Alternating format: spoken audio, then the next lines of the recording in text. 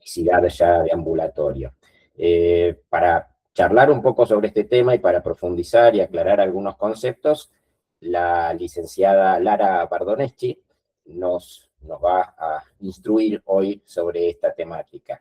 La licenciada es investigadora, es psicóloga y es neuropsicóloga, investigadora del Instituto de Investigación de la Universidad de Buenos Aires, es docente de práctica profesional de neuropsicología clínica también en la UBA, y es neuropsicóloga de Santa Catarina Neurorehabilitación Clínica y trabaja también en el Sanatorio Güemes y en el Hospital Ramos Mejía. Para esta ocasión vamos a modificar la mecánica que teníamos habitualmente más dialogada en nuestras presentaciones. Vamos a tener el chat disponible para preguntas por escrito y de esa forma vamos a después a ordenarnos para hacer la respuesta de las preguntas que surjan. Lara, no sé si te querés desmutear y ya te dejo la pantalla para que compartas tu presentación. Buenísimo, muchas gracias, Hernán. No se está escuchando. Ah, sí, ahora sí, perdón. Sí, se escucha. ¿Delay quizás? Ahora. Perfecto. Bueno, a veces acá cambio un poco, tengo a cambiar un poco el tono de voz, así que cualquier cosa, si empiezo a poner los graves, avísenme y voy modificando el tono de voz, cualquier cosa. Bueno, aprovecho que, veo que varias personas todavía se están sumando, pero para ir conociendo un poco más a mi público, les voy pidiendo, si van pudiendo en el chat por lo menos, comentarme de qué área son los participantes, de qué profesiones vienen.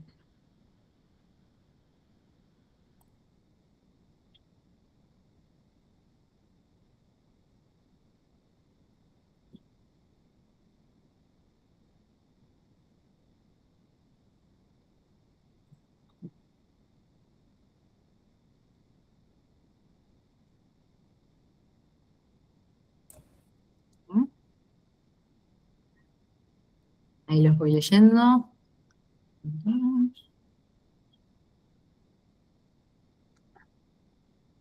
Podemos poner una clínica entre todos, ¿eh? Ok, enfermería también. Voy leyendo más o menos lo que me van poniendo, de neurología, de neuropsicología, de kinesiología motora, enfermería, por acá todavía formación en neuropsico, comiendo por acá, bien, no sé si terapia ocupacional, creo que han mencionado por ahí, perfecto.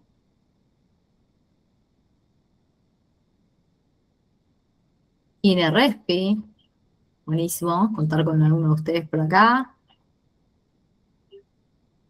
Bien, medicina clínica, enfermería.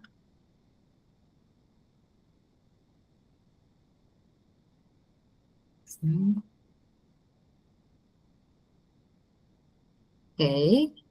Compañero que se desenvuelve en coaching, sobre todo desarrollo socioemocional, neurociencias y temas afines, ¿de acuerdo?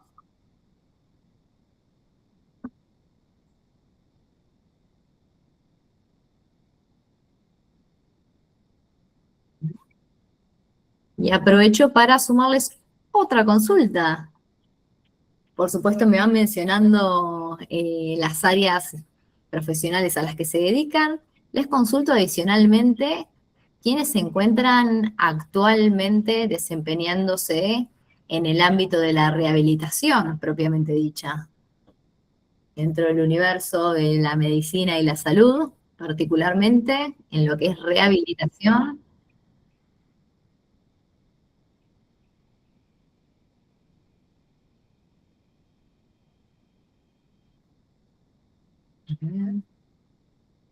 A ver, tenemos personas que fueron levantando la mano, ¿puede ser?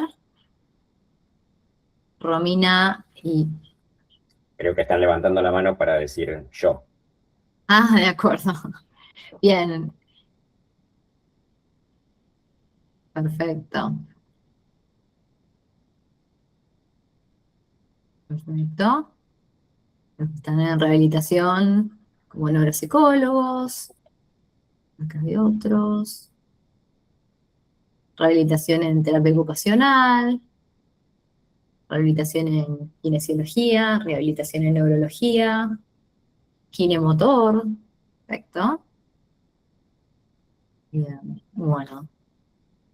Bueno, bien. Me encanta ver que el público está variado y contamos con diferentes miradas de los equipos de rehabilitación. Y bueno, bueno.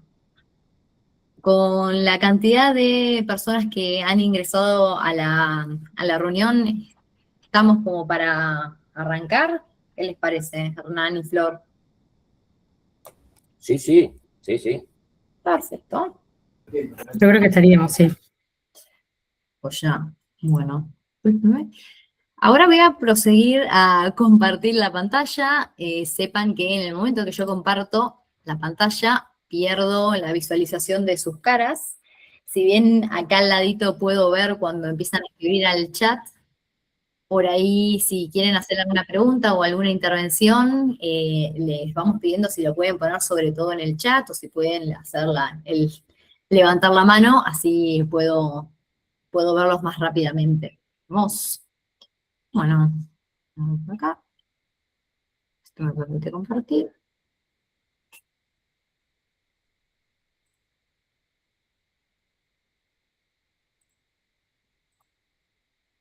Sí. Bien.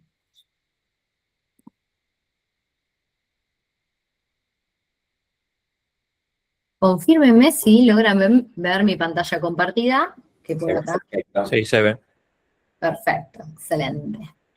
Bueno, en esta oportunidad, el webinar que voy a presentar en esta ocasión, lo titulamos de esta manera: Atención y fatiga cognitiva, desafíos en el proceso de rehabilitación. Y hago especial énfasis en esta segunda parte del título, sobre el proceso de rehabilitación, porque justamente en esta charla en particular no vamos a buscar abordar tanto cuestiones teóricas sobre funcionamiento atencional o sobre efectos de fatiga más propiamente dicha, que es lo que quizás se aborda más específicamente en el rubro de neuropsicología, sino que vamos a tratar de comentar y compartir un poco más sobre las implicancias del funcionamiento atencional afectado o el efecto de la fatiga cognitiva en diferentes áreas del tratamiento de rehabilitación cognitiva.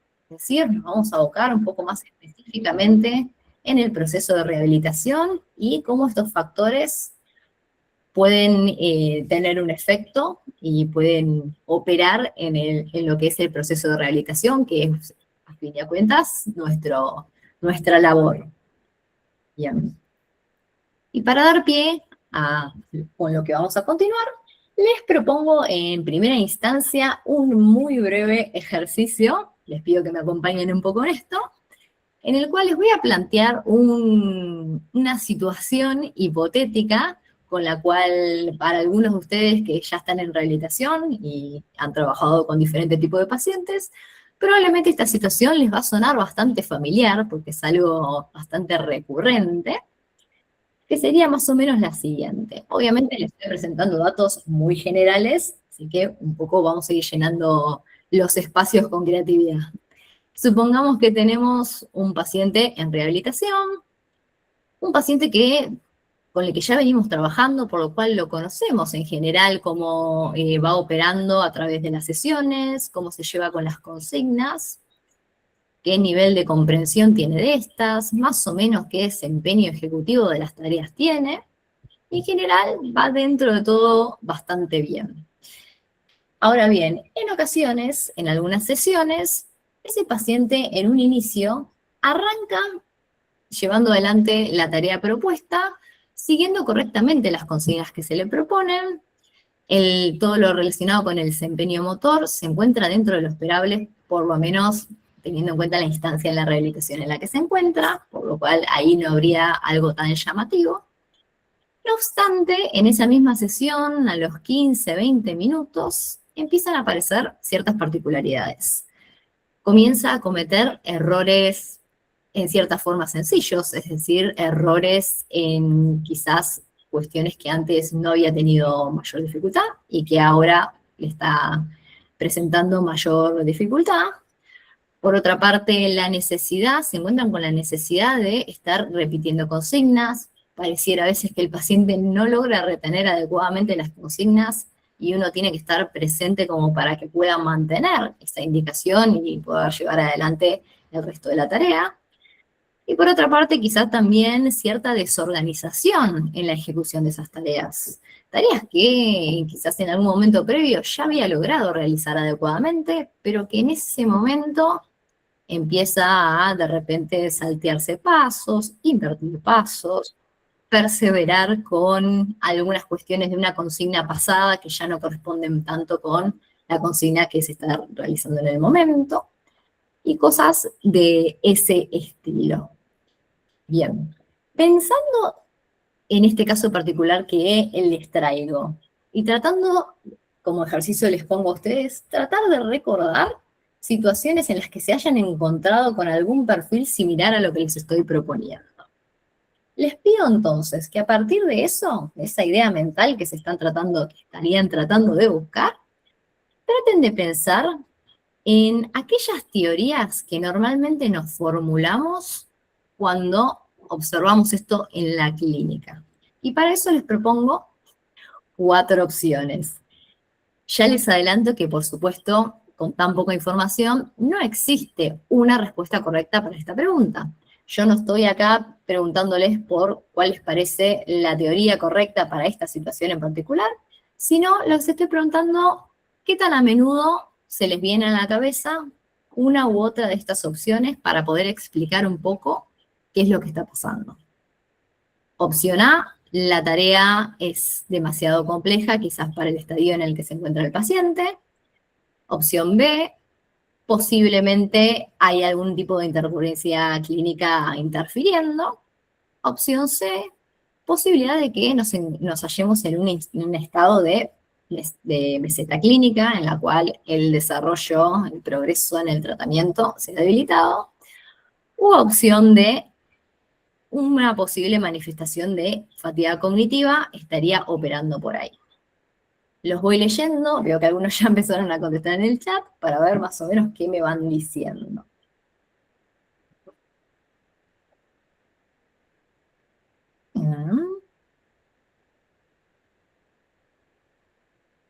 Bien. Varias opciones D, de diferentes lados. Algunas opciones A. Las opciones D. Bueno.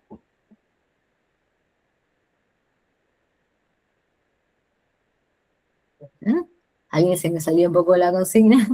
Me menciona, todas las opciones son válidas. Faltaría inclusive considerar la cuestión de la falta de motivación.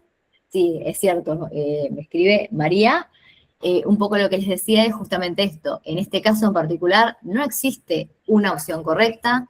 El ejercicio no apunta a encontrar esa opción correcta, sino a, dentro de las opciones que les propongo, que me comenten cuál suele ser la teoría más frecuente dentro de estas que se plantean al momento de cruzarse con estos pacientes.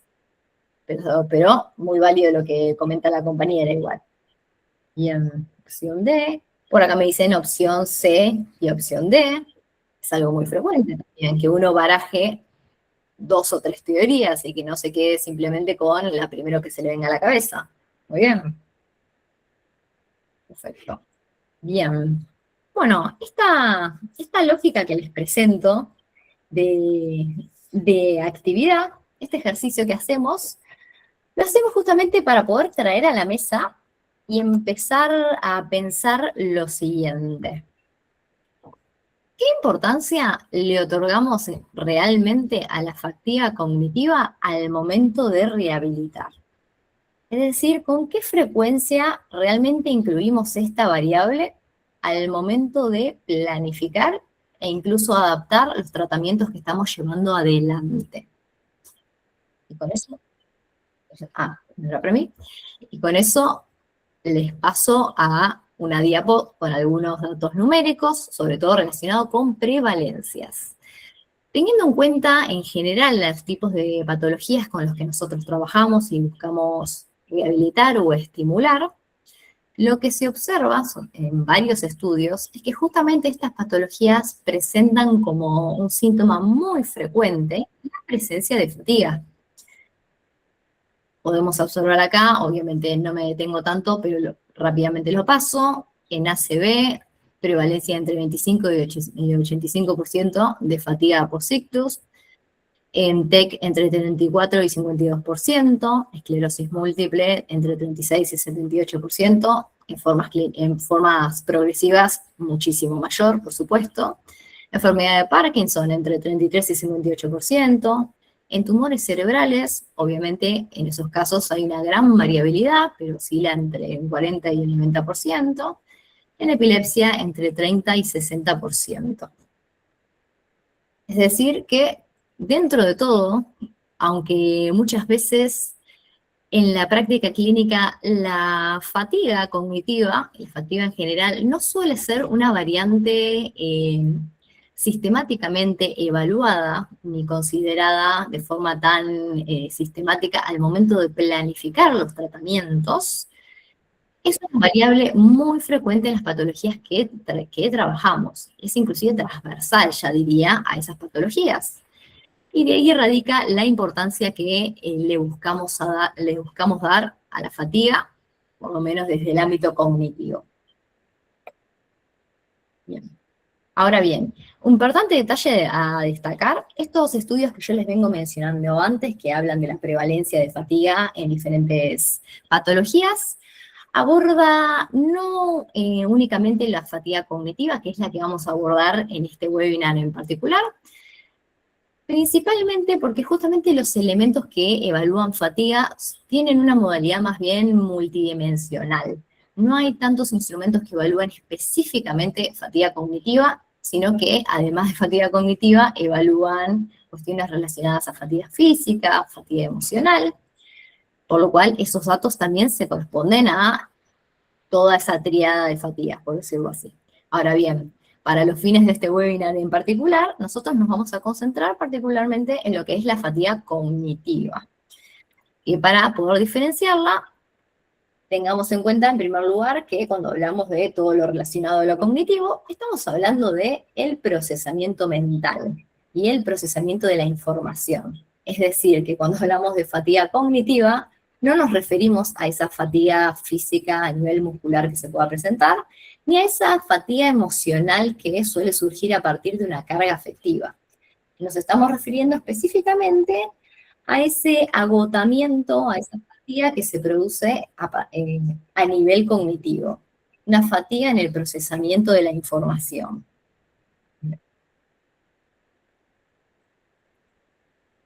Y para esta charla, en breve vamos a tratar de definir un poco esa fatiga cognitiva como una disminución progresiva del rendimiento mental.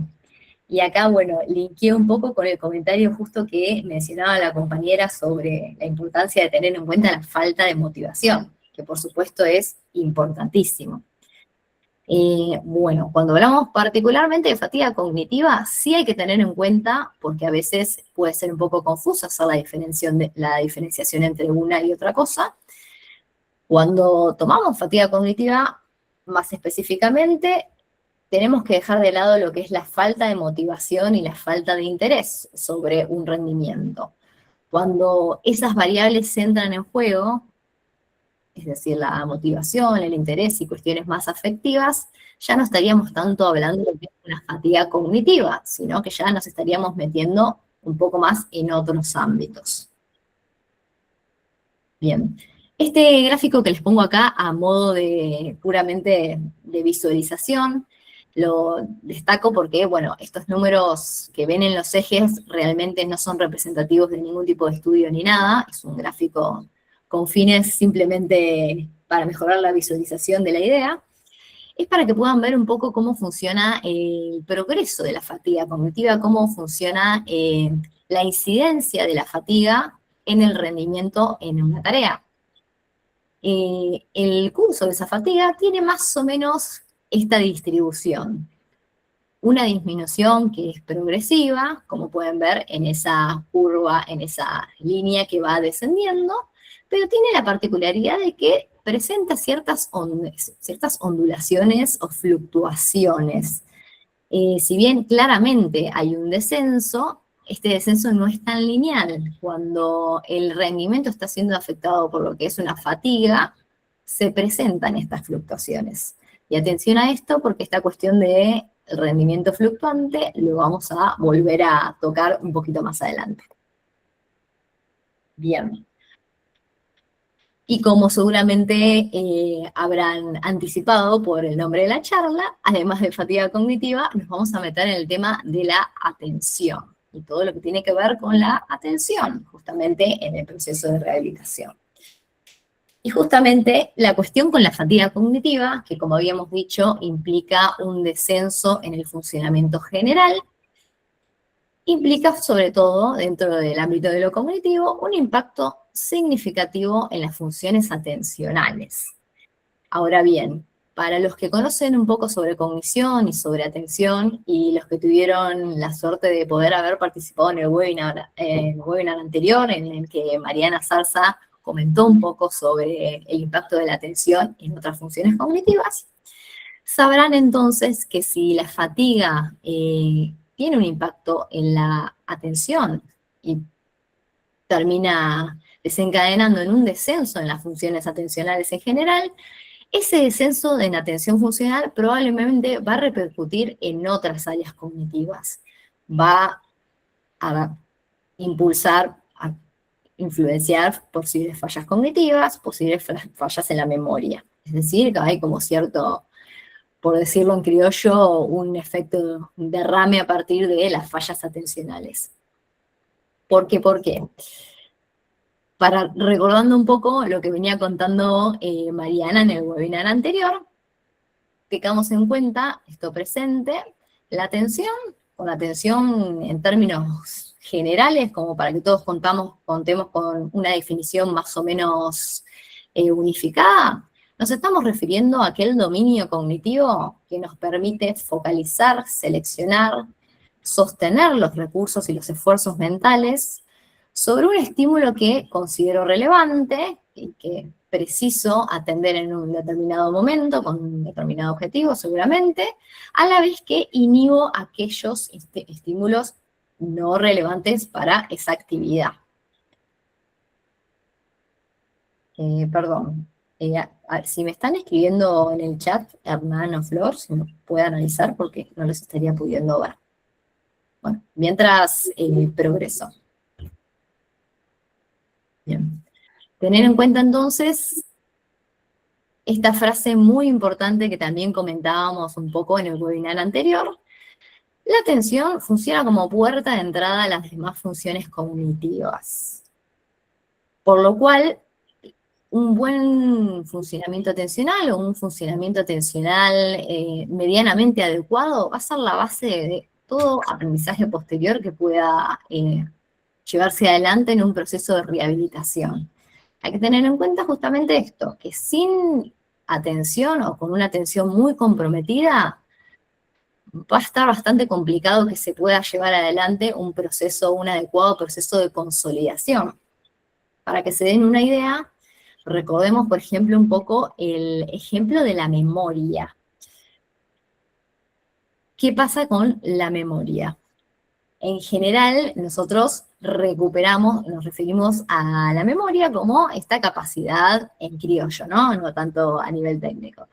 Como esta capacidad para poder recordar información espontáneamente en determinadas situaciones, ¿no? Información sobre eventos pasados, eventos aprendidos previamente. Entonces, ¿pero qué pasa? Todo lo que yo soy capaz de poder recordar es porque en algún momento fue almacenado adecuadamente en mi justamente almacenamiento de memoria. Ahora bien, para que una información pueda ser almacenada correctamente en ese espacio, tiene que ser primero consolidada, tiene que poder ser codificada. y una vez que es codificada, llega a esa instancia de almacenamiento. Ahora bien, el detalle de acá, recuerden, atención, puerta de entrada a las mismas funciones cognitivas. Si la atención no está operando adecuadamente, como puerta de entrada a la codificación, si falla la atención, no voy a poder tener una codificación de la información adecuada. Y como les decía, si yo no codifico adecuadamente, esa información no la voy a poder guardar adecuadamente, no va a ingresar adecuadamente al almacenamiento de la memoria. Y toda la información que no pudo ser almacenada correctamente, por lógica, después no va a poder ser recordada.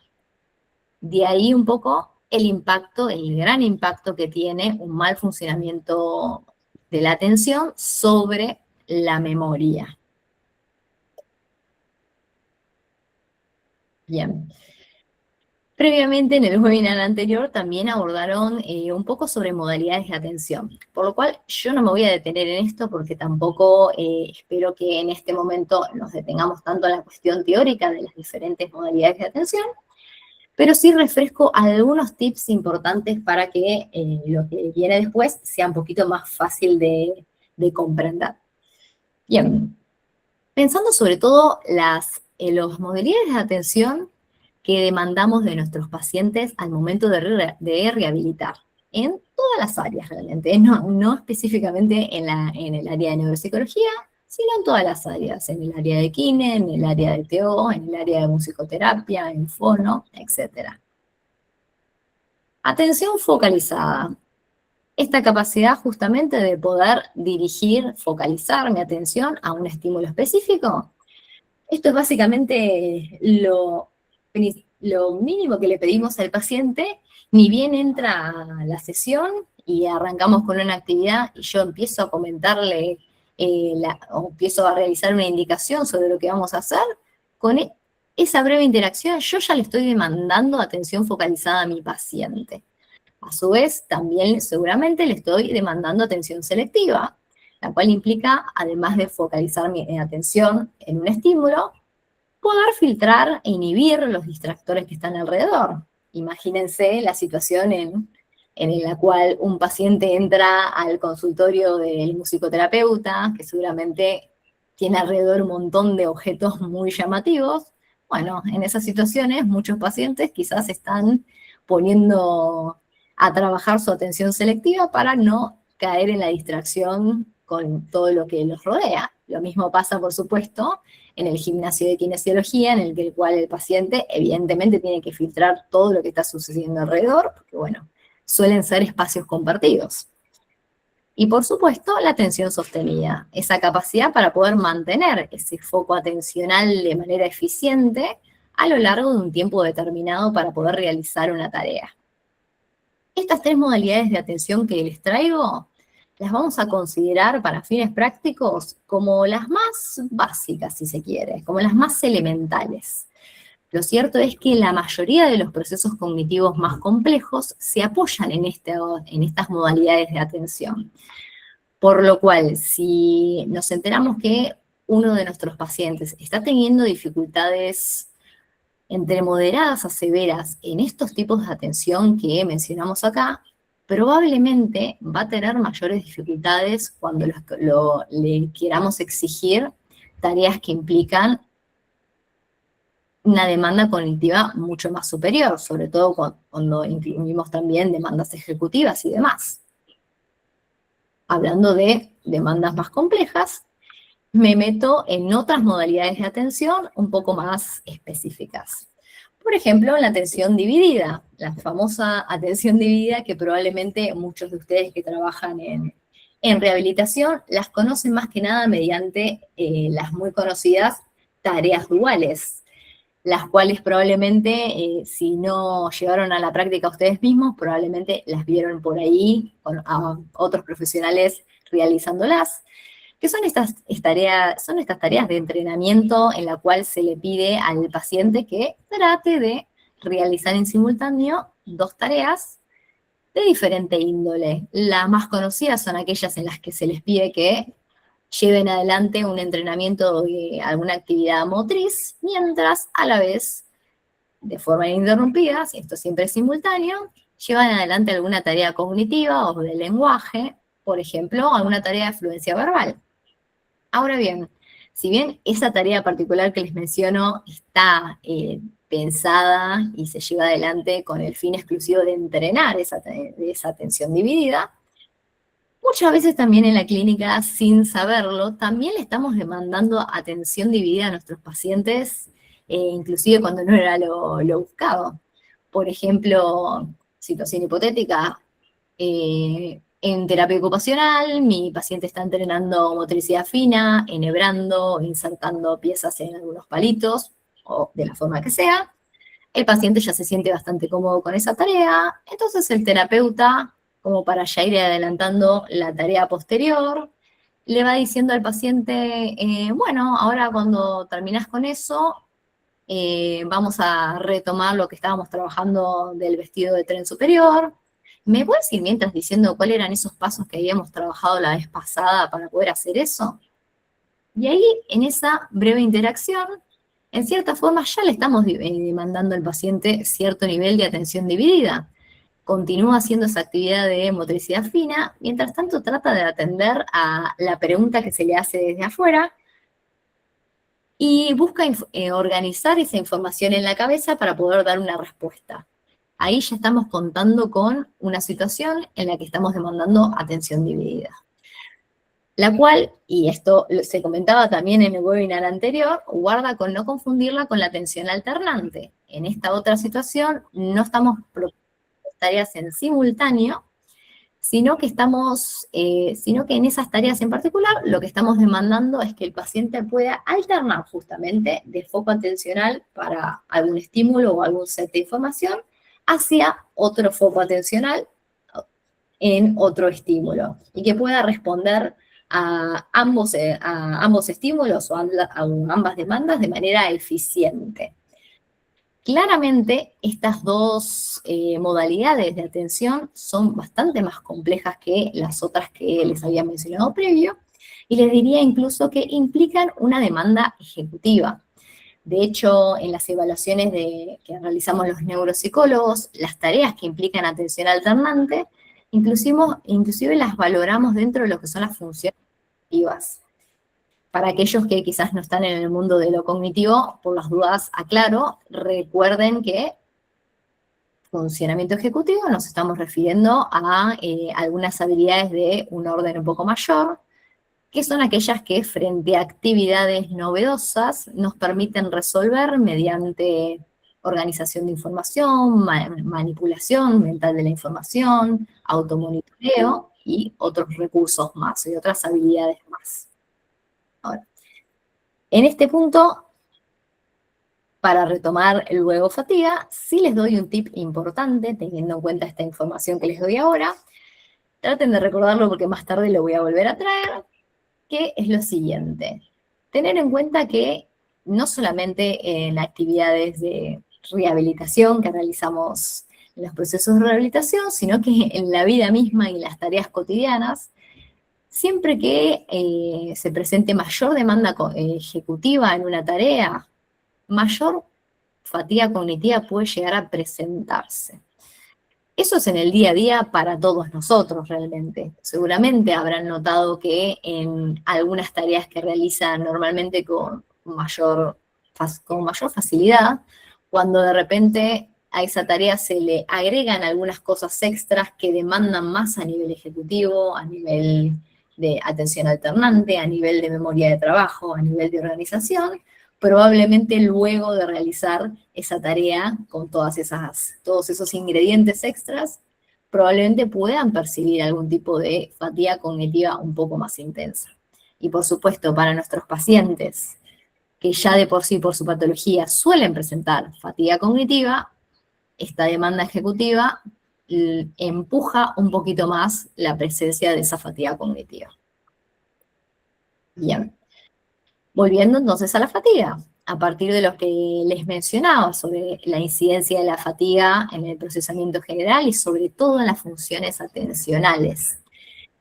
¿Qué cuestiones podemos observar en la clínica qué manifestaciones vemos en nuestros pacientes a partir de la presencia de la fatiga cognitiva. Observamos rendimiento más enlentificado, más enlentecido de lo usual, errores inconsistentes, que son estos a los que me refería previamente, en los cuales la persona empieza a presentar errores en tareas que quizás previamente no había tenido mayor dificultad para realizar, y sin embargo ahora se empiezan a presentar esas fallas. La necesidad de repetir las consignas. Esta manifestación que suele aparecer, que por algún motivo pareciera que el paciente no puede retener adecuadamente las consignas, y uno debe estar ahí acompañando para poder permitir que el paciente pueda mantener esa consigna y pueda culminar esa tarea. Y desorganización, esto que les mencionaba antes, después de cierto punto, se empieza a presentar esta dificultad para poder organizar la información, quizás algunos pasos que previamente habían sido ejecutados adecuadamente, empiezan a desorganizarse, el orden de los pasos suele cambiar, algunos pasos inclusive se omiten, y por supuesto todo esto conlleva errores. Bien. Y un tip muy fundamental como para poder distinguir la presencia de fatiga cognitiva cuando se presentan estas cuestiones, es que justamente estas apariciones clínicas que solemos ver suelen manifestarse de manera fluctuante, diferente a la progresión en caída que aparece en pacientes con otras patologías secundarias, otros diagnósticos secundarios, como por ejemplo el paciente que quizás viene por alguna condición traumatológica o cardíaca, pero que después descubrimos que también tiene como enfermedad secundaria alguna demencia o alguna posible demencia en estudio. En esos casos, a veces estas presentaciones suelen aparecer, por supuesto, pero de una manera más progresiva. Con cierta fluctuación también, sí, por supuesto, pero se mantiene esa progresión. Mientras que cuando estamos hablando de efectos de fatiga, es bastante notorio esta cuestión de la fluctuación en el rendimiento. ¿Y qué implican todas estas manifestaciones para el tratamiento y el proceso de rehabilitación? Desde luego, menor aprendizaje. El objetivo de la rehabilitación justamente busca llevar adelante un buen aprendizaje, el reaprendizaje de funciones perdidas, el entrenamiento de esas funciones, lo cual se dificulta bastante cuando aparecen estas manifestaciones. Una baja en la transferencia, es decir, algunas dificultades que se empiezan a presentar quizás en la relación misma con el profesional tratante. Por supuesto, mayor nivel de frustración por parte del paciente, que en muchas ocasiones percibe muy bien cómo en tareas en las que les iba yendo bastante bien, empieza a fracasar, y eso por supuesto conlleva una carga afectiva importante. Y por otra parte, esta apariencia de meseta que suele aparecer, que bueno, en los tratamientos de rehabilitación en general, cada tanto suele aparecer una efectiva meseta clínica, pero en este caso es más bien la apariencia de un estadio de meseta y no tanto ese estadio propiamente dicho. Me paso entonces rápidamente a lo que es la evaluación de la fatiga. Cómo nosotros evaluamos fatiga desde el área de neuropsicología, como para que tengan en cuenta esos datos. En primer lugar, sepan que la evaluación de factores como la fatiga, pero también factores, por ejemplo, afectivos, como la depresión, la ansiedad, el estrés, son todas cosas que al momento de evaluar tenemos bastante en cuenta, inclusive cuando no estemos en el contexto de rehabilitación y estemos en el contexto de una pura evaluación cognitiva para conocer simplemente el funcionamiento cognitivo de la persona. Es bastante complejo, por todo esto que les vengo mencionando sobre los efectos de la fatiga, diferenciar lo que es el rendimiento propiamente dicho de la persona en memoria, en ejecución, en atención, cuando se presenta esta cuestión de la fatiga. Entonces, nosotros muchas veces tenemos que considerar los valores que está presentando la persona en fatiga para asegurarnos que la evaluación que estamos llevando a cabo refleja más verazmente el funcionamiento real de nuestro paciente. ¿Y cómo lo hacemos? En primer lugar, mediante test atencionales. Tengan en cuenta que los test atencionales no están diseñados para evaluar propiamente fatiga, pero por la forma en la que están elaborados, sí nos permiten desprender algunos datos que dan cuenta de la posible presencia de fatiga cognitiva. Sobre todo los test atencionales que son tiempo dependientes y que implican atención sostenida, nosotros podemos observar a lo largo del el rendimiento de la persona a lo largo de esa tarea y cómo va variando ese rendimiento, cómo pudo haber iniciado de determinada manera y pudo haberse ido en bajada en los últimos minutos o en el último tiempo de esa actividad. Si este rendimiento que les comento es congruente con otros test atencionales, ahí podríamos llegar a pensar, bueno, podría haber presencia de fatiga que esté interfiriendo con el desempeño en esta tarea. Obviamente, los test para medir fatiga, estos test particularmente para medir fatiga, sí se quedan un poco cortos porque, bueno, lamentablemente el formato del test es muy poco ecológico, por lo cual precisamos otros datos realmente para poder determinar si hay fatiga o no. Para eso contamos con los autoinformes, la medición de la fatiga subjetiva, mediante lo que se interroga en la entrevista cuando se conoce al paciente, y también mediante escalas de autorreporte, en el cual el paciente mismo completa esa escala desprende una puntuación, y a partir de esa puntuación nos podemos dar una idea si por lo menos existen indicadores que den cuenta de fatiga o no. Y en tercer lugar, por supuesto, la evaluación clínica, sobre todo con pacientes que nosotros con los que venimos teniendo un seguimiento y vienen estando en rehabilitación con nosotros.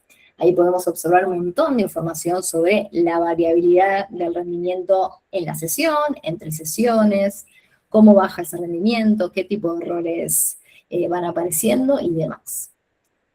En resumen, entonces, tenemos test cognitivos, recursos de autoinforme o autorreporte para ver fatiga subjetiva, y por supuesto la observación clínica. Bien. Habiendo identificado la posible presencia de fatiga, y teniendo en cuenta que es una variable que tenemos que considerar, pasamos entonces rápidamente a las posibles estrategias que se pueden aplicar en los diferentes tratamientos de las diferentes áreas para mejorar un poco este desempeño. En primer lugar, bueno, algunas tareas, algunas de estas estrategias les van a sonar muy familiares porque probablemente todas las aplicamos en diferentes áreas, pero también con diferentes objetivos. Acá hay que tratarlas de pensar con el objetivo de mejorar un poco la cuestión del efecto de la fatiga cognitiva particularmente.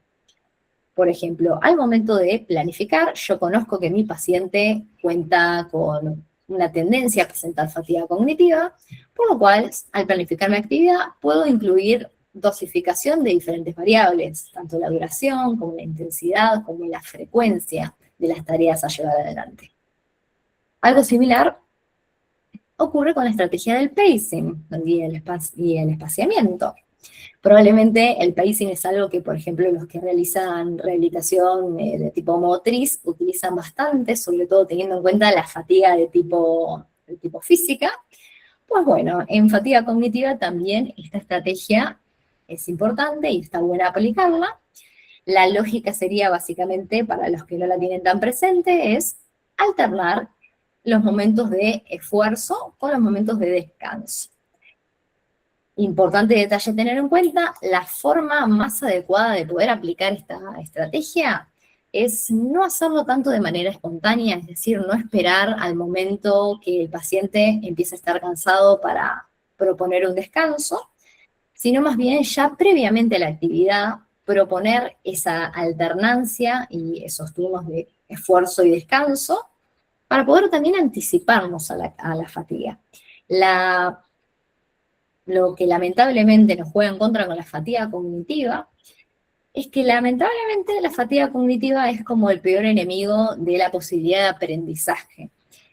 Llegado el momento en el que la persona percibe demasiada fatiga cognitiva, baja mucho la posibilidad de que la persona realmente pueda efectuar un aprendizaje en esa actividad.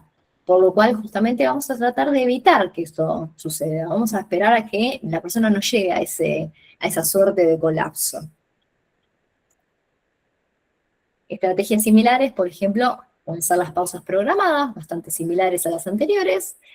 Estas, en este caso, probablemente sean bastante afines a cuando trabajamos en sesiones bastante extensas, sobre todo sesiones de 1 hora, o para aquellos que trabajan en formato de talleres grupales, que los talleres grupales quizás suelen extenderse un poco más de tiempo. En esos casos, la pausa programada para descomprimir suele funcionar bastante.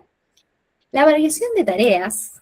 Tengan en cuenta que si bien los objetivos de las diferentes áreas, por ejemplo, en Kine el objetivo del área claramente no va a ser la estimulación de lo cognitivo, sino que están tratando de estimular, de trabajar y entrenar cuestiones físicas. Inclusive esas tareas de entrenamiento físico implican demanda cognitiva. Inclusive cada una debe implicar demandas cognitivas diferentes. Por lo cual, generar variaciones, pensar variaciones entre las tareas, puede permitir a los pacientes que vayan descargando un poco la sobrecarga cognitiva que tenían en algún área especial para poder, en todo caso, pasar a alguna tarea que les requiera alguna otra función cognitiva y pueda liberar un poco más la otra. Algo similar puede suceder con la estrategia de reducir distractores. Tengan en cuenta lo que les decíamos antes sobre la fatiga cognitiva. La fatiga tiende justamente a disminuir las capacidades atencionales de la persona. Por lo cual, si una persona tiende a presentar fatiga cognitiva o empieza a manifestar alguna de estas cosas, de repente reducir los distractores, es decir, retirar un poco la sobrecarga atencional de la persona, puede mejorar un poco y puede desplazar un poco más en el tiempo la aparición de la fatiga cognitiva. Algo similar ocurre con la técnica de simplificar consignas. En este caso también consideren lo que mencionábamos antes, la fatiga cognitiva implica, la demanda ejecutiva implica muchas veces mayor fatiga cognitiva. Por lo cual, si yo quiero evitar llegar al momento de agotamiento de la fatiga cognitiva, por ahí simplificar las consignas, disminuir la cantidad de comandos, agregar apoyos externos, me puede ayudar a mí a bajar esa demanda ejecutiva y mejorar la cuestión de la fatiga cognitiva. Bien, y les destaco acá brevemente, a partir de estas cosas que les vengo comentando, algunos errores clínicos frecuentes que suelen ocurrir sobre todo cuando hay una dificultad para detectar cuando la fatiga cognitiva está ejerciendo un efecto. Uno de ellos, por ejemplo, es cuando se mantiene o se aumenta la exigencia en una tarea, cuando se observa que el paciente empieza a fallar en la tarea. Es cierto que en muchas ocasiones, en determinadas circunstancias con determinados pacientes, tendemos a pensar que tal vez el paciente no está logrando hacerlo del todo bien, lo que se le está pidiendo, porque precisa práctica. Y en esos casos puede ser inclusive que mantener un poco la exigencia de manera cautelosa pueda mejorar y realmente tener un buen efecto. Ahora bien, en el contexto de una persona que está bajo el efecto de la fatiga cognitiva, esta estrategia sería inapropiada. Aumentar la exigencia o mantener esa exigencia probablemente solo va a empeorar la fatiga cognitiva. Algo similar ocurre con el caso de los pacientes que presentan dificultades atencionales. Con ciertos pacientes que tienen cierto perfil atencional, sí es cierto que en ocasiones se utilizan algunas estrategias con componentes ejecutivos como para poder modular un poco más esa atención y que el paciente pueda mantenerse más tiempo en la actividad. Ahora bien, si ese impacto atencional proviene de una fatiga cognitiva, recordar regla de oro, al aumentar la demanda ejecutiva, lo único que termino logrando probablemente es empeorar esa fatiga cognitiva. Así que guarda con eso. Bien. Bueno, y en esta instancia, con la información que venimos teniendo, los traigo a esta muy breve ejercitación, y por eso los convoco para ver si están por ahí, para que vayan contestando en el chat. Y les propongo la siguiente tarea. Les voy a ir mostrando ahora dos situaciones muy hipotéticas. Algunas les pueden llegar a sonar bastante conocidas porque se parecen bastante a las situaciones con las que nos encontramos en la práctica, para ver qué opinan y más que nada sobre las estrategias que podríamos llegar a aplicar en estas situaciones. Situación número 1, paciente con daño cerebral adquirido leve, se encuentra realizando rehabilitación, y en un ejercicio de, por ejemplo, marcha con obstáculos no asistido, al inicio arranca con un desempeño correcto, al minuto 15, minuto 20, empieza a manifestar ciertos errores, algunos tropiezos y algunas dificultades en general. Conociendo lo que venimos conociendo por lo que estamos hablando de fatiga cognitiva. Les consulto a ustedes y les pido que me vayan poniendo en el chat. ¿Cuál de estas 4 estrategias les parece que sería adecuado aplicar para este caso en particular? Aumentar dificultad para estimular la atención, mantener la tarea como está hasta que el paciente se adapte, introducir una pausa breve para luego retomar, o simplificar la tarea y reducir estímulos. Quedo atenta al chat a ver si alguno de ustedes se anima y me va comentando cómo harían. ¿Va? Opción C, opción C.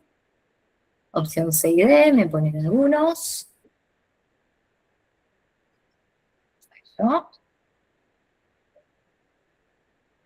Muchas opciones C. ¿Alguno más? Opción D.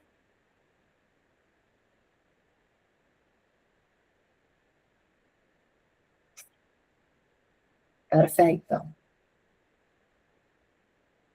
Bien. Bueno, la estrategia más popular, por lo que voy observando, hasta ahora es la opción C, la de introducir una pausa breve y luego retomar. En segundo lugar, me sugieren la estrategia D, la de simplificar la tarea y reducir los estímulos. Bien. Les adelanto en esta instancia, obviamente con los pocos datos que tenemos, no existe una opción correcta. Así que vamos a ver a qué me refiero con esto. Probablemente la estrategia que yo termine eligiendo en esta situación va a depender también, aparte de un montón de factores, del objetivo final de la tarea. Si mi objetivo es un objetivo de aprendizaje dentro de lo que es la rehabilitación, coincido con la mayoría de ustedes que me fueron poniendo la opción C, o inclusive la opción D. Estas dos estrategias parecieran ser un poco las más adecuadas. La opción C, sobre todo si la presencia de fatiga tiende a ser un poco más leve y los errores y fallas que se van observando no son tan complejos, por ahí la opción C sea la más adecuada.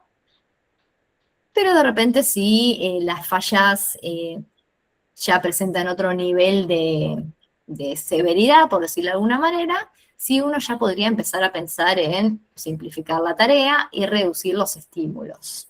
Ambas son válidas, un poco depende del objetivo de la tarea final y obviamente de la situación en la que se encuentra el paciente en el momento. Después, respecto a las otras opciones, como la opción B, sí es cierto que en ocasiones, por objetivos que tienen en el área y en una tarea en particular, por ejemplo, cuando se está buscando simplemente poner a prueba la resistencia de un paciente, a veces una Una estrategia como la opción B, que es mantener la tarea por lo menos por un tiempo con cautela, por supuesto, puede llegar a tener sentido si lo que se quiere poner a prueba es la resistencia. Lo mismo si el objetivo es un objetivo de evaluación. Esto de mantener las condiciones puede llegar a tener sentido si lo que quiero ver es simplemente cómo se las apaña el paciente con los recursos que tiene en un tiempo considerable, es decir, siempre con cautela, ¿no? Bien. Tenía otra situación para proponerle, pero por una cuestión de tiempo la vamos a pasar. Y paso directamente a los... Bueno, como les decía, en este ejemplo que acabamos de ver juntos, un poco la elección final de la estrategia que se emplea para poder mitigar un poco los efectos de la fatiga depende, por supuesto, mucho del objetivo de la tarea en particular que yo quiero llevar adelante. Pero también puede depender del perfil del paciente. Con el perfil me estoy refiriendo al perfil cognitivo. Porque tengamos en cuenta lo siguiente, y esto lo pasamos muy brevemente.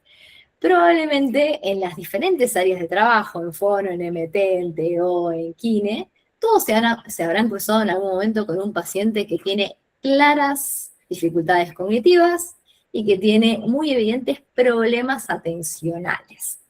Ahora, ojo ahí, porque si bien problemas atencionales todos tenemos más o menos una noción de cómo lucen esos problemas atencionales, cuando vemos una persona que no puede mantener el hilo de una conversación, que se distrae, que mira para todos lados, que precisa que se le repita las consignas, hay un montón de similitudes ahí. Y sin embargo, si uno hila un poquito más fino, va encontrando diferencias que son importantes a tener en cuenta por lo siguiente. Supongamos que tenemos jugador número 1, un paciente que en la evaluación cognitiva arroja más o menos estos resultados. Esto es muy abreviado. Compromiso en atención focalizada y selectiva, alteraciones ejecutivas a nivel del control inhibitorio y organización. Por otro lado, jugador number 2, alteraciones en funciones atencionales a nivel de atención sostenida y velocidad de procesamiento en contexto de presencia de fatiga cognitiva.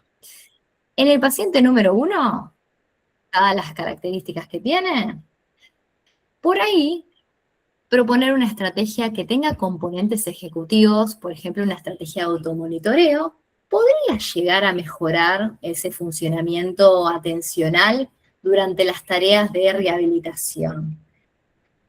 Ahora bien, en mi jugador número 2, que también comparte muchas similitudes en cuestiones atencionales, pero con diferencias fundamentales, diría, siendo la más importante la presencia de fatiga cognitiva, este recurso de utilizar estrategias con componentes ejecutivos va completamente en contra de la norma que habíamos planteado al comienzo, la cual era demanda cognitiva, mayor demanda cognitiva, aumenta la presencia de fatiga cognitiva. Por lo cual, utilizar esta estrategia en este paciente sería completamente contraproducente. Esto lo destaco y pongo ese ejemplo a modo ilustrativo para que se entienda justamente eso, que al momento de elegir estrategias, esas estrategias van a depender, por supuesto, del objetivo de la tarea y también del perfil. Ahora bien, ustedes me dirán, los neuropsicólogos que están acá presentes, que conocen de cognición, conocen de perfiles cognitivos, probablemente tienen un mejor panorama de, bueno, esta estrategia puede resultar para esta estrategia no, y demás. Ahora, persona que no está tan metida en la cuestión neurocognitiva, ¿qué hace en estas situaciones para poder estar seguro que está optando por la opción correcta, más allá de poder identificar que existen todas estas cuestiones? Pues bueno, entonces recurrimos al neuropsicólogo, que justamente este es el profesional que básicamente va a poder proveer información sobre las características del perfil cognitivo de la persona a tratar, y si uno lleva al neuropsicólogo una situación puntual, una tarea que tiene determinados objetivos, y le describo al neuropsicólogo qué es lo que observo en el paciente, la falla que está teniendo, y la meta que estamos tratando de alcanzar, probablemente en conjunto puedan llegar a la conclusión de más o menos qué estrategias convienen aplicar en esa situación dada. Eso para los otros profesionales de las otras áreas. Y a los neuropsicólogos presentes les digo que si están en rehabilitación, sí es muy importante tener en claro cómo el perfil cognitivo de nuestros pacientes puede repercutir en las otras áreas. No solamente cómo funciona el paciente en las pruebas estandarizadas, en las tareas de entrenamiento cognitivo específicos, sino también es importante conocer las implicancias para las otras áreas, para poder aportar al proceso de rehabilitación. Y con esto ya cierro, llegando acá a una conclusión, para recapitular un poco lo que venimos viendo, recordar en primer lugar esta cuestión que vimos al comienzo sobre fatiga cognitiva, que esta repercute en el funcionamiento general, fundamentalmente en las capacidades atencionales.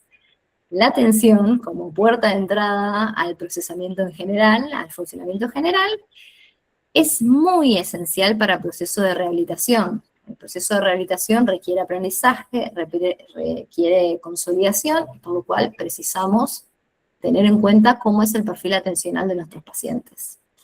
Por otra parte, al abordar pacientes con alteraciones cognitivas, las estrategias más adecuadas para poder asistir esto van a depender de los diferentes perfiles cognitivos y también de la presencia de fatiga cognitiva.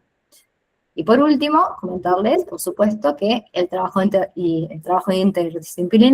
interdisciplinario es fundamental para el trabajo de rehabilitación.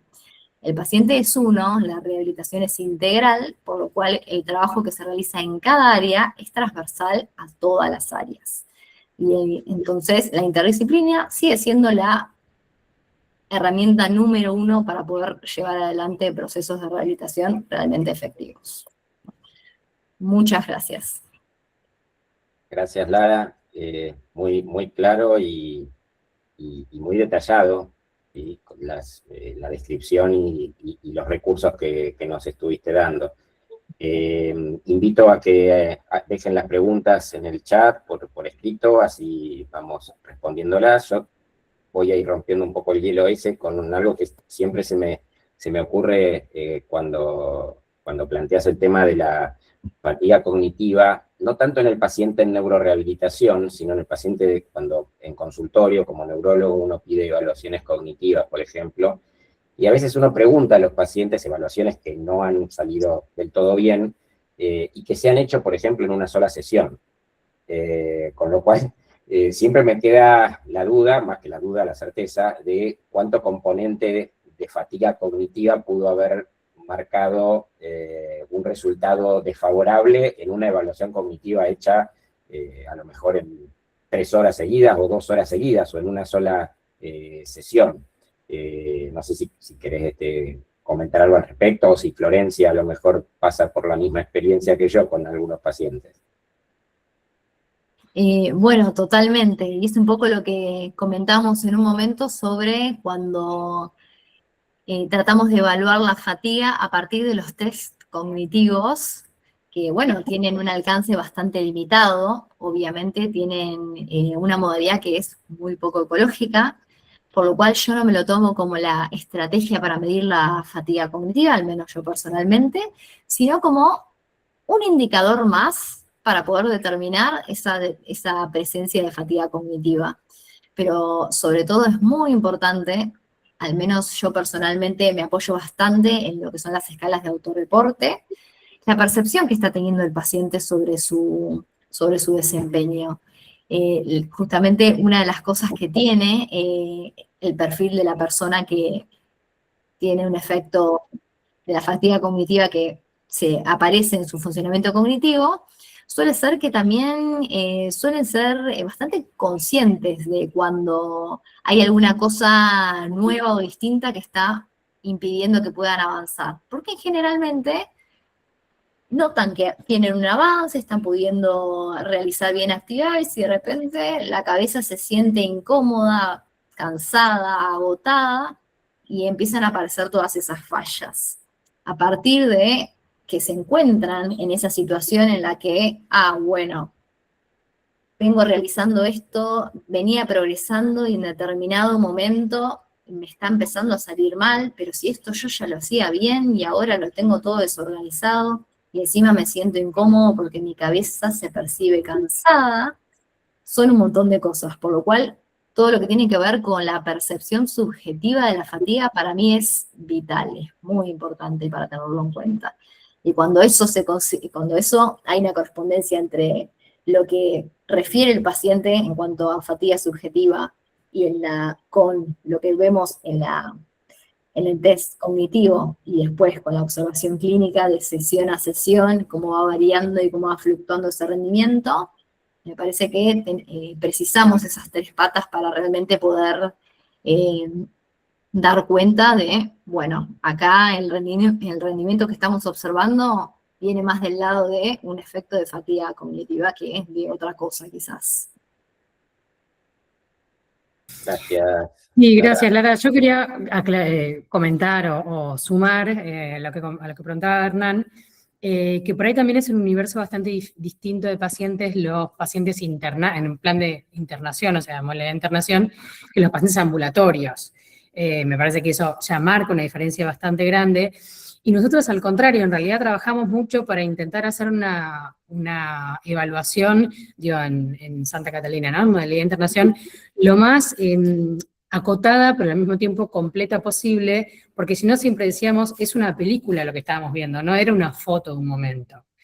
Ahora, por supuesto, porque si yo le tomo una partecita un día, otras pruebas otro día, otras pruebas otro día, y así estoy 4 semanas, claro, posiblemente en estos pacientes que cambian mucho, que no son los pacientes con trastornos neurodegenerativos, sea muy diferente lo que pasó el primer día a lo que pasa el último. Pensando en un TEC, por ejemplo, ¿no? Que es el ejemplo exagerado de esto, es muy probable que el primer día, bueno, le haya ido mucho peor que el último. Pero de todas maneras también hay que recordar y considerar que los pacientes, bueno, sobre todo cuando están cognitivamente un poquito mejor, ante una evaluación sienten, bueno, definitivamente lo están además, que están bajo una situación de estrés, porque no están, porque no deja de ser una evaluación, y siempre le decimos, no es una prueba, no es como el colegio, que es tranquilo, pero yo también me voy a poner nerviosa y me voy a poner intranquila cuando me hagan una evaluación, y eso genera también una alta liberación de dopamina, y eso mejora en general el rendimiento. Entonces, por un lado tenemos la presión y la fatiga, pero por el otro lado tenemos la descarga, digamos, dopaminérgica, que mejora un poco el rendimiento, con lo cual lo que yo pensaría es que eso en cierta forma queda como un poco compensado. Y de nuevo, lo que intentamos en general nosotros es tener una foto y no una película, siempre considerando que son estudios de apoyo. Yo le digo a los pacientes, no es como un test de embarazo, que es positivo o negativo y es la verdad absoluta. No, es algo que nos apoya y que tiene que tener un correlato con la clínica, con lo que yo estoy viendo en el paciente, ¿no? Porque muchas veces también nos pasa, pacientes con cuadros, o que los vemos que están muy bien, rinden muy mal, o al revés, que los vemos que clínicamente, bueno, digamos la inversa. Entonces, uno tiene que armar como todo el escenario y tener un correlato de cierta coherencia entre lo que veo en los números de la evaluación y lo que veo en la clínica del paciente, entendiendo esto, que no es la verdad revelada y la verdad absoluta. Y bueno, y cuando hay inconsistencias, obviamente, se puede repetir.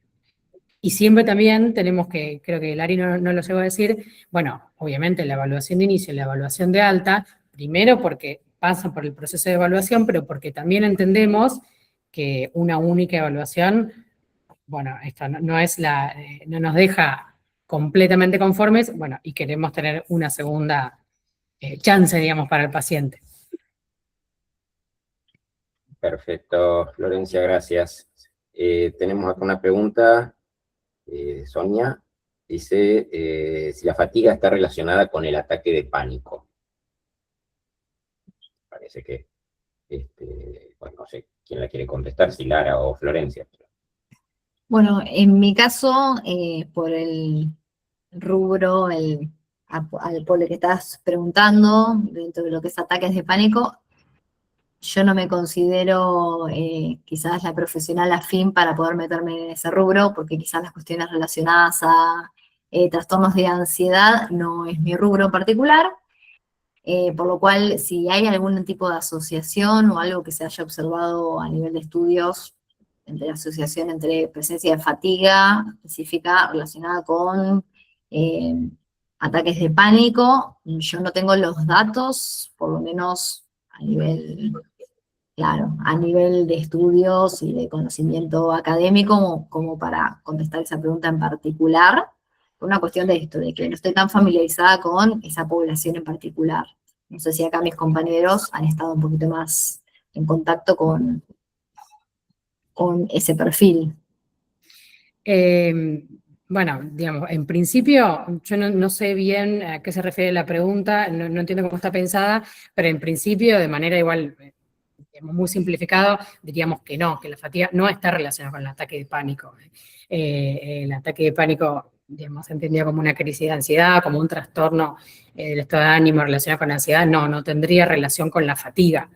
No sé, quizás viene de algún, no sé, por algún ejemplo o por algo puntual lo de preguntar, pero en principio habría que ver cada caso, pero no, la respuesta sería que no. Sí, serían dos entidades diferentes que pueden eventualmente coexistir, pero que incluso bioquímicamente tienen otro sustrato, ¿sí? Otra explicación con otro tipo de neurotransmisores o con diferentes tipos de neurotransmisores en cada una de las situaciones. Así que no sería algo que uno en principio encontrara como relacionado entre sí, más allá de que pueden coexistir en el mismo paciente. No sé si alguna otra pregunta. Yo por ahí había interpretado la consulta de Sonia, pero me parece que la interpreté para otro lado. Quizás lo que consultaba era si tras un ataque de pánico era usual la presencia de fatiga cognitiva. No lo sé. Claro. Lo había tomado por ese lado, quizás. Claro, Pero no yo lo no sé. entendí. ¿Vale levantó la mano? Y alguien levantó la mano. No lo vi.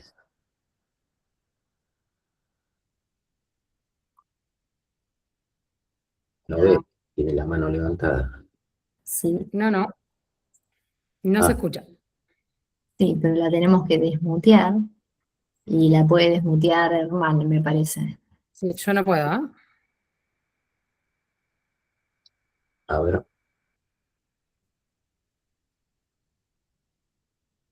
No, es que no tengo forma de... No sé quién es, no veo a nadie con la mano levantada. Yo la veo, pero no me deja Y desmutear. Valeria Rodríguez Montes de Oca. Si no, si la querés escribir, ¿vale? En el chat.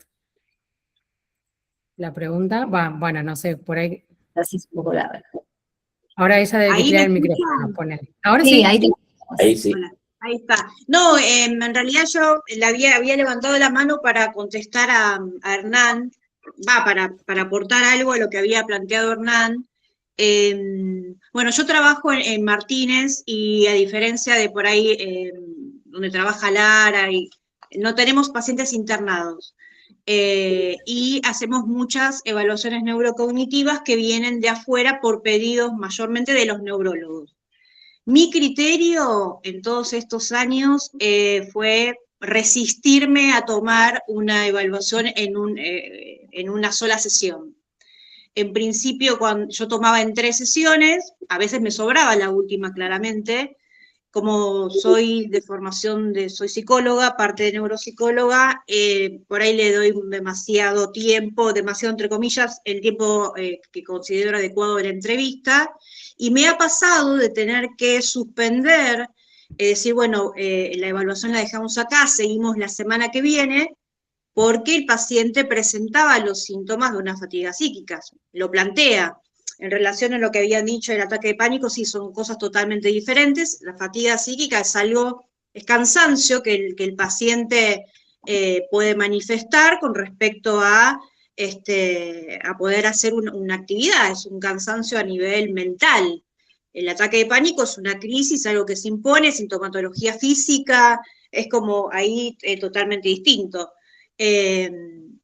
Yo no los relacionaría, pero con respecto a lo que decía Hernán, yo considero que por ahí hacerlo en 2 sesiones, que es distinto a tener pacientes internados, y yo sé que la metodología es distinta, ir a evaluarlos, con 2 sesiones en un lapso de 7 días en el medio, por ahí se puede hacer bien sin necesidad de por ahí presionar al paciente y ir muy apurado, o por ahí en mi caso no poder escuchar otras cosas que yo consigno en un informe, como es el factor emocional. Entonces, que también influye en el rendimiento cognitivo de las personas. Entonces, a mí me da, a veces, yo sé que son evaluaciones que por ahí tienen otros manejos, pero a veces los pacientes se han quejado de que estuvieron mucho tiempo la vez anterior, en otro lado, en otra institución, porque por ahí 2 horas para una persona es un montón, y son personas que generalmente vienen por algo, o sea, el neurólogo está buscando algún motivo o alguna de por qué cierta conducta o cierto déficit. Entonces, me parece que por ahí, esto que por ahí hace ruido, que a los neurólogos les hace ruido, esto de ver una evaluación, yo coincido con eso y bueno, he tratado y mis colegas también de no hacerlo, no menos de 2 sesiones. Sí, hay un tema después de la pandemia. Bueno, en la pandemia casi todas las evaluaciones se redujeron a una sola sesión para evitar tantos encuentros, y eso después, bueno, es más administrativo, pero prácticamente no hay obras sociales o prepagas que contemplen esto de varias sesiones para una única evaluación. Así que ahí ya hay una limitación, bueno, que excede, digamos, de lo académico claramente. Pero a mi modo de ver, bueno, sí, cuando el paciente está severamente fatigado, obviamente que tiene eso, tiene un impacto, y en los pacientes, sí, de la clínica posiblemente lo veamos, pero si no, yo creo que también se termina como desdibujando un poco esto de la foto, pero bueno, es completamente, creo que es completamente charlable. Y creo que probablemente no haya tampoco una respuesta única, ¿no? Seguramente haya beneficios y contras de ambas miradas, digamos. Así que, Sí, no, sí, está buena la... creo que es diferente. Gracias, Valeria, por la aclaración. Como decía Florencia, al principio también es distinto el paciente que tenemos en rehabilitación internado con un daño cerebral adquirido que el paciente que tiene una enfermedad neurodegenerativa. Claro, por eso hacía la selección. Hasta la curva evolutiva va a ser diferente, una en descenso y otra en ascenso, seguramente. Totalmente. Como que van para el quinto lado. Hay una pregunta más, de Carmen. Si para evitar tener fatiga cognitiva, el paciente se indica que tiene que realizar descanso en cuanto a tareas que le provocan estrés, pero a la vez hay pacientes que si no realizan alguna actividad se estresan. Si esto no fomentaría la ansiedad, que es un factor que provoca esta fatiga cognitiva.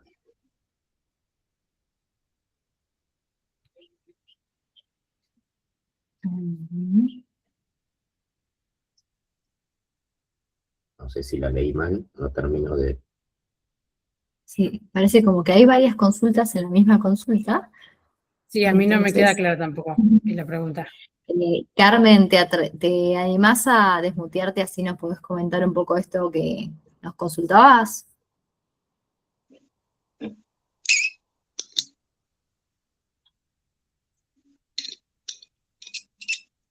Hola, buenas tardes. No sé si Buenas me tardes. escuchan. ¿Qué Sí, tal? sí. Buenas tardes. Bueno, lo que me quedó en duda, por ejemplo, lo que yo entiendo lo que es una fatiga cognitiva o un deterioro cognitivo en sí, pero también escucho que veo que están hablando lo que es algo neurológico. A lo que voy es, si tenemos pacientes, ¿no? Que el médico neurológico indica reposo porque se estresa de acuerdo a que por medio de pantalla, o el paciente por ahí es como que tiene mucha información en la cabeza, ¿no es cierto? Y es eso que le provoca como un deterioro, pero también a la vez es como que tenemos pacientes que son realmente hiperactivos, en la cual ya de niños vienen realizando tareas y lo demás. Y cuando el médico indica, por ejemplo, que baje, ahí no tendríamos nosotros como que ellos, al general, ¿cómo le puedo decir? Que tengan una tarea liviana en el sentido de que no se estresen, porque hay pacientes que se estresan al no hacer nada, no continuar con su ritmo, digamos. ¿No se provocaría también ahí lo que es el desgasto cognitivo? Eso es lo que no, Bueno, me en quedó principio, en duda, digamos. claro, en principio, no sé si entiendo bien la pregunta, pero uno intenta por ahí inhibir los estímulos o la sobreestimulación, ¿sí? Sobre todo en los pacientes con daño cerebral adquirido, con trastornos neurodegenerativos también, para evitar por ahí la desorganización, ¿no? No porque se estresen, bueno, no, ahí habría que repensar el término de estrés, pero no porque se Claro, es estresen, una sino para causa, evitar la digamos. desorganización y evitar las fallas de atención que sobrevienen a eso. Entonces, en realidad lo que uno reduce no es, digamos, no es que tiene que llevar a estímulo cero, excepto algunas situaciones muy puntuales, post-TEC, por ahí sí se intentan limitar los estímulos, sino es que lo que se intenta es moderar la cantidad de estímulos y la cantidad de tiempo que los está recibiendo para evitar la desorganización y la falta de atención secundaria. No sé si respondo a tu pregunta, no sé si Hernán o Lari quieren agregar algo más. No, sí, creo que quede claro que son distintos conceptos. Una cosa es deterioro cognitivo, otra cosa es la fatiga cognitiva, que es de lo que estamos hablando acá, que tiene que ver con el efecto de mantener una actividad sostenida durante demasiado tiempo y donde, así como cuando uno corre más de lo que el físico le da y se cansa, bueno, mantener la actividad cognitiva, la atención y las funciones ejecutivas o funciones cerebrales superiores en una acción intensa durante determinado tiempo puede llevarnos a un cansancio. Hay muchos factores que pueden hacer que eso influya, no hablamos hoy acá de eso, pero desde medicamentos que pueden interferir, la calidad de sueño del paciente, los horarios en que evaluamos a los pacientes, son todas cosas que charlamos en las reuniones de equipo muchas veces para tratar de que al paciente llegue en las mejores condiciones posibles a la sesión o a las actividades que tiene que hacer de rehabilitación. Entonces, ahí sí a lo mejor limitar, por ejemplo, horarios de pantalla para que puedan tener un mejor descanso nocturno, pero son distintos conceptos. Acá lo que hablamos hoy es de fatiga cognitiva como consecuencia de sostener un esfuerzo cognitivo durante un tiempo prolongado, por lo menos para ese paciente. Ok, muchas gracias. No, por favor. Y guarda con esta pequeña distinción que hacíamos al comienzo sobre lo que es fatiga cognitiva y fatiga más del índole emocional. Esa fatiga que surge a partir de una carga afectiva importante que uno puede estar teniendo en determinado momento de la vida. Este tipo de estrategias que fuimos proponiendo hasta acá fueron más orientadas a justamente poder atender las dificultades que surgen a partir de este tipo de fatiga en particular, la fatiga cognitiva, la fatiga del procesamiento de la información mental, y no tanto a esa fatiga que surge a partir de, bueno, crisis vitales y cuestiones con un poco más de carga afectiva. Bueno, yo teniendo en cuenta la hora y que veo que ya empiezan a florecer los agradecimientos y felicitaciones más que las preguntas, de nuevo te agradezco, Lara, Florencia, por la organización y a todos los que asistieron. Vamos a seguir, tenemos una reunión más el mes que viene, ¿sí? No me acuerdo qué día cae, pero es el tercer miércoles de mayo, con la última parada en este ciclo de webinars de neuropsicología. Así que les agradezco y nos veremos entonces. Muchas gracias, Lara, y gracias a todos por participar. Muchas gracias a todos.